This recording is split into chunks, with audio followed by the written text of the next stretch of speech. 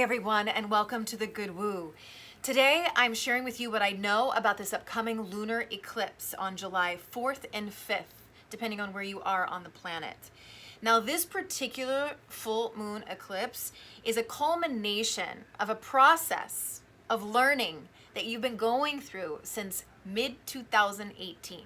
So I don't know about you guys, but I'm ready for it to wrap up. So that's the good news. This polarity is between the sign of Cancer and Capricorn in your chart. And if you need help finding out where that is in your chart, please contact me. Email me at info@thegoodwoo.org or book a session through the website, thegoodwoo.org.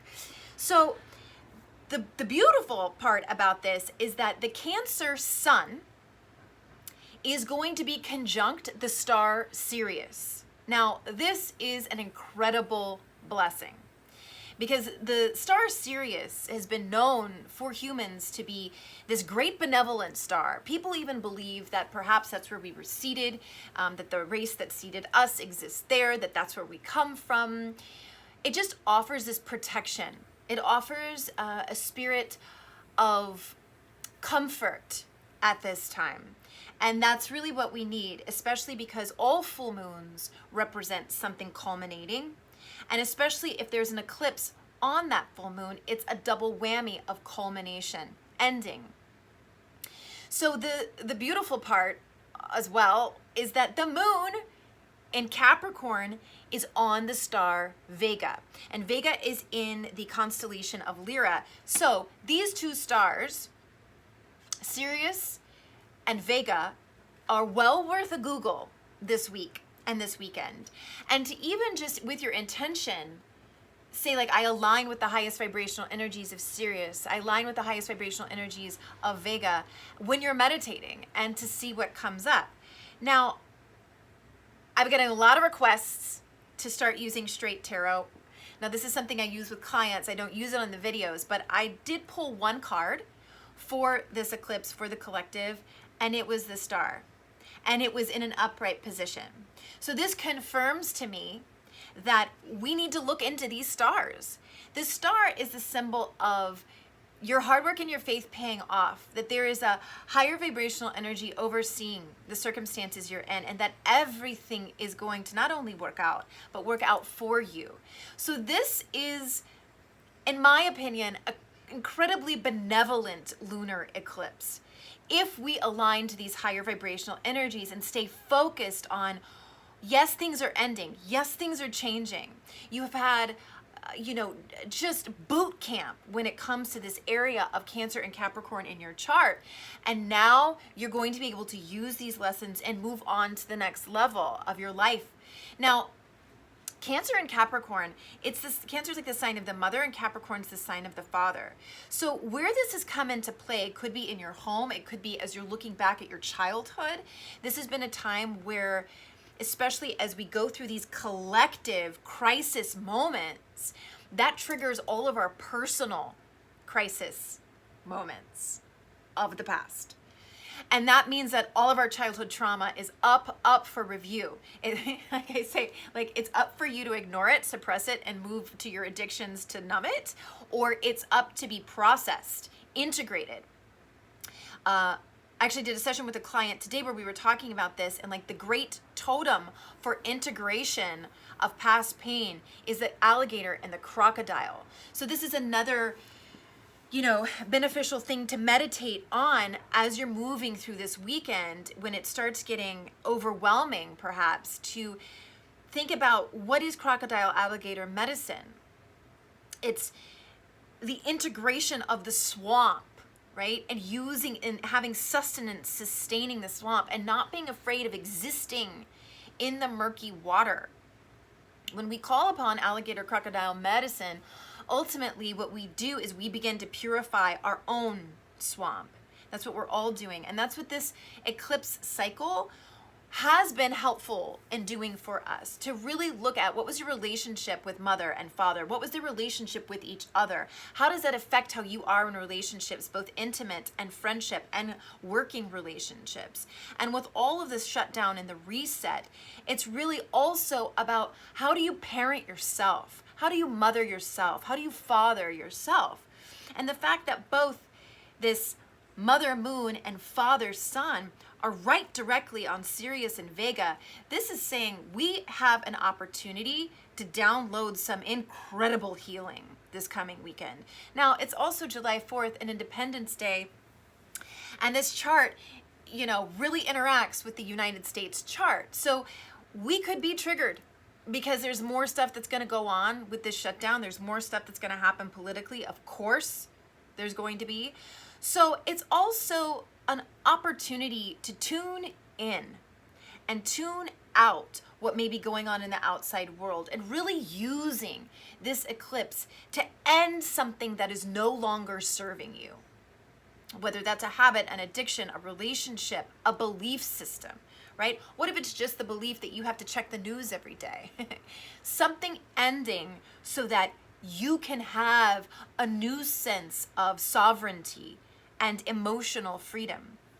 Now, good news is the moon makes a supportive aspect to Uranus and a supportive aspect to Neptune. Now, why that's good is any sort of surprising information that comes in, because oftentimes eclipses bring in like not only aha moments, but like aha situations or sudden, quick and fast change. This signifies that change is going to be benevolent. It may be stressful at first, but in the end, right, back to this star card, it's going to turn out for the best. Now, when it is aligning with Neptune in a loose trine, this also signifies that we have benevolent forces, higher spiritual forces coming in to mitigate. Now, here's the thing. Spiritual forces of benevolence, love, light, whatever you want to call it, they can't help unless we ask for that help. It is a free will universe. So unless you speak it, please help me, I need help with this, they can't touch it. So ask for that help because you are going to receive it. And when I say help, I mean if it's your key got stuck in your door and you're having a hard time opening your door, ask for help. Help will be given. And then don't forget to say thank you. So this leads me to like this energy. Human life is cyclical. You take the gestation period, you take the developmental stages, you take even the female menstrual cycle. We all will part this earthly plane. And really opening up to the idea that, yes, at some point your life ends, but can you see beyond that, right? The idea of you're in a storm, but you know that after the storm, the sun always comes out. Can you align with the fact that the sun always comes out? Can you align that, yes, all things end, but there's always a new beginning on the other side? That is how deep this energy can go this weekend. Now, this energy actually has a 2-year running cycle. So whatever we're culminating, it could look like it ending over 2 years. So if there's, but it also means that the benevolent influence runs for 2 years as well. So the way that I worked when I, researching this kind of information, I was like, okay, then if I only want the benevolent energies of this current cosmic weather to follow me for the next 2 years, then I have to be really clear about what I'm putting to rest, about what I'm ending, right? I always say to my clients, we use astrology not to tell us what to do or who we are, but to get ahead of the energy so that you can use it. It's like you harness it, right? It's like you put some reins on it. That's what I make these videos for, so you guys can do that too. So I want you to make a list and specifically think about the last 2 years, but you don't have to end there. You can go back further, especially since this is a cycle that's been about this parental mother-father dynamic and the polarity of it within us, within our family, in the collective. Make a list. What are you ending? What beliefs are you letting go of?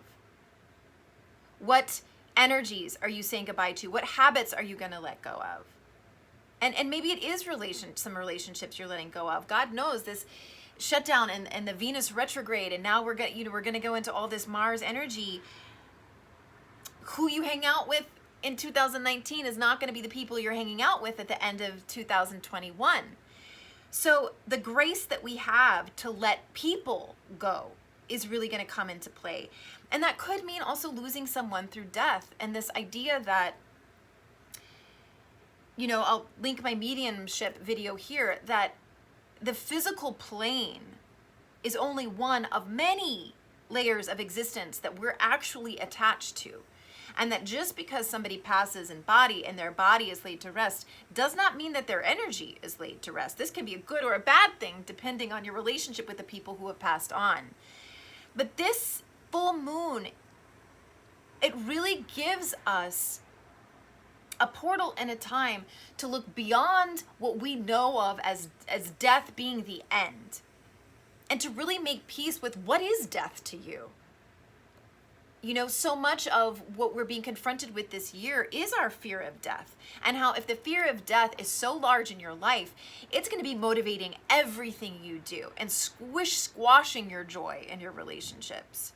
So to think about the ultimate ending that we've heard of being death, and the fact that it's actually not. It's a bridge, a threshold to another way of existence. And although none of these things can be proved, it can be experienced in your heart when you actually start looking into it. So again, there is so much spiritual energy coming in to help us do this deep work. Because if you can let go of the fear of death, imagine how much you can do to make this world a better place, freeing up all of that energy. Imagine how much happier you'll be if you're at peace with whenever it comes for you, right? Whenever you make that transition. Now, a couple more things about this Cancer and Capricorn energy.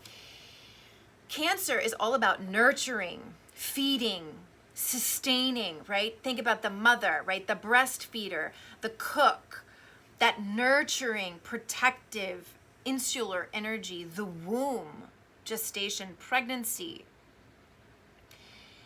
Comfort foods are really up right now, meaning to deal with some of this, you may need more food, and to let yourself eat, right? To incorporate what are changes you can make to perhaps bad eating habits you had. I know for me, like, eating regularly was something I really had to actually work how to learn how to do. But man, when I did, my life really changed, because this vessel needs constant support, right? And what is your relationship with that, with eating? Because nourishment and eating don't necessarily go hand in hand. But the invitation with this moon is, can you make them go hand in hand? Can you create comfort foods that are also healthy? And you can Google that so much too, because there's so many incredible people creating content about how to make comfort food delicious and healthy and nourishing at the same time. Now, the other energy about this Capricorn, right? Because we have Pluto in Capricorn, we have Jupiter in Capricorn, and we have Saturn in Capricorn. So this really intense focus on discipline and structure and boundaries. And this can, on the harder end, it's the restrictions we're all experiencing. It's the blockages. Can also be fear. Saturn is definitely representative of a lot of fear. This is why I bring up the fear of death, and really working through it so that it's not the bugaboo in the middle of the night. Just confront it head on with this moon. But with Capricorn energy, Saturn was retrograde, it had gone into Aquarius, and it's in retrograde right now. So it just went back into Capricorn. When Saturn is in Capricorn, discipline pays off. And this is why I bring up this idea of comfort foods. We're gonna need it. We're gonna wanna nourish and comfort ourselves. Can you do it in a disciplined way? Can you make the comfort food also an act of nourishment? and of sustaining in a way that is going to give you long-term health. So with Capricorn energy, your discipline and your focus pays off. It can pay off as in coin. It can pay off in energy coming back to you. It can pay off in that which was owed to you coming back to you. It pays off. So to stop the bad habit, the smoking, the drinking, the porn, whatever. I mean, addiction to pain is a huge one. If you can let go and have discipline with how you treat your body, how you exercise, what you're going to eat, when you're going to eat it. Discipline to, if you can't put your phone down, to give yourself a timer. What is discipline to you? And can you align with it? Not as some overlord coming in to tell you, you got to get to school right now. Where's your homework? Eat your spinach. No, this is you now. You become your own father. You become that paternal figure that gives you the structure to thrive, that gives you the structure to meditate. That's going to pay off, and it's going to feel good. So in some ways, we all had some time to sort of maybe not be disciplined. Well, that's going to feel really awful right now, especially as this moon comes further in. There is this element of needing to be centered and grounded and focused and clear. And that is really going to help mitigate all of this Mars and Aries energy that's going to be coming in, pushing you to take action maybe when you're not ready, and really stirring the pot of anger and agitation and frustration. But if you work this Saturn in Capricorn and you become your internal father and do those meditations to connect to what is that paternal energy inside of you, what's his name, what does he wear, where is he from? It's fascinating to do. And perhaps I need to do a meditation where I can help you guys enter that space and get to know this part of you. And if you've had a difficult relationship with your father, it can be very difficult, or a difficult relationship with authority in general. You can have resistance to this energy. But for those of us who have that resistance, then there's also a big resistance to looking at the fear of death, right? Because Saturn is also fear. So it's you have to be your own father to hold your hand, and the father sits you down and says, okay, so you need to learn about what dying is. You need to learn about death and how all cycles end eventually so something new can be born. I know we all wish we would have had a father who had that talk with us. I certainly do, but you have to do it with yourself now. Because as we move into the rest of this year and going into 2021, what we're facing with our health and the shutdown and what's causing that shutdown and how that's going to progress and what that's going to look like and whatever statistics, whatever you believe in the mask wearing or the not mask wearing, this awareness of our fragility and the rapid energetic process that happens when something is contagious, that part doesn't go away. The awareness that it's created will only get more focused. So making peace with your body, how you nourish it, how you protect it, and then what is your relationship with the end of this physical existence? And my prayer for all of you who are watching this is that you greet this question of what happens when I die and my looking at my own death, that you greet it with the same curiosity a 5-year-old would look at an ant farm or the joy of flying a kite. That it be, because it is one of the two things that unite all of us. We all are born and we all die. And because we all experience it, there is a psychic wellspring in looking at it that can feed us spiritually on so many levels. But you have to release the fear of looking at something that is so painful. Buddhism is rooted around the process of coming into such center that in your moment of death, you will have lucidity to transfer to the other side, held together, not losing your identity. A lot of people believe that like Jesus was one of the first people to do that. But we all have the invitation to look at death as something magical and beautiful.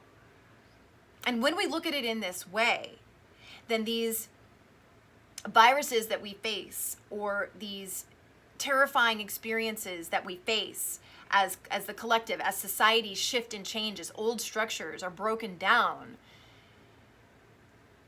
it will become more manageable on so many levels. Because if we're at peace with how we all inevitably end, then any threat to our health and our well-being and our life will have a very different sheen, patina, so to speak. Because if we're not afraid of death, we're going to be able to make we'll be able to make decisions with much more clarity when that's not the driving force. So, I wish you all an incredible lunar eclipse that will be wrapping up a 2-year boot camp of really parenting yourself and seeing where you have to parent yourself. And, you know, this lunation is also close to Jupiter, which means that the energies that are going to come in are going to be amplified and made even more plentiful by Jupiter. And Jupiter is retrograde right now, so you really have to steer the ship, because things can slide very quickly into negativity, and this is where the discipline and the focus are so necessary. With all these planets in retrograde, it's like you're your own mast. You're your own captain. And that's definitely what these energies the last 2 years have been teaching us. So, again, with all eclipses, drink lots of water. You don't have to text back right away or send that email. You don't have to pick up the phone. I would encourage you guys to take time alone this weekend to do some meditation on the things I've discussed. And again, the salt water, going to the ocean, crying, releasing the grief, right? It's all up to be released and moved through. The 2-minute tango can help with that. I'll link that here. And also I'm going to link the mediumship video, because if you start working with your innate skill that we all have of connecting to these other dimensions that we also exist in, then that will also help this fear of loss and death move through. So, thank you so much for viewing. Thank you for subscribing. Thank you for the thank you donations, everyone. They're coming in strong. Thank you. July for private sessions is filling up. So it looks like by next week, I'm actually going to have a waiting list for this month. So if you're interested, contact me, info@thegoodwoo.org. You can book on the website, but that scheduling is not accurate whatsoever. I use a different scheduling through my email. One more time. Let's look at this. In my opinion, there's no better card in the tarot deck than the Star.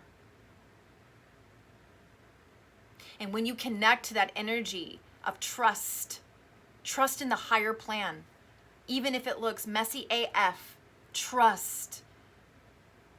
And this is something that's important to say before we leave. Trust is like the biggest life hack, pro tip we could ever have. Literally to work that muscle as if it's your only one.